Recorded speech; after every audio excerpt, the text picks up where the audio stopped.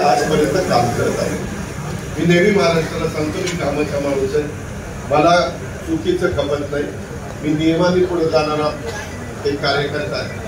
परंतु कधी कधी काही गोष्टी दुसऱ्यांच्याकडनं घडल्या तरी त्याच्या संदर्भात मला टार्गेट केलं जातं, त्याचाही अनुभव आपण घेतला। त्या फलातून जास्त जात नाही, मी माझी भूमिका ती याला स्पष्ट केली।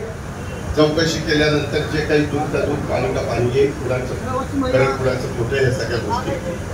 परंतु मित्रांनो, एकंदरीतच या बीड जिल्ह्याला मला कधी वाटलं नव्हतं की माझ्या राजकीय जीवनामध्ये कधी ह्या जिल्ह्याचा पालकमंत्रीपद म्हणून मला कामाची संधी मिळेल। परंतु राजकारणात कधी काय घडेल सांगता येत नाही, आणि त्या पालकमंत्रीपदाची जबाबदारी ही माझ्यासारख्या कार्यकर्त्यावर येऊन पडली।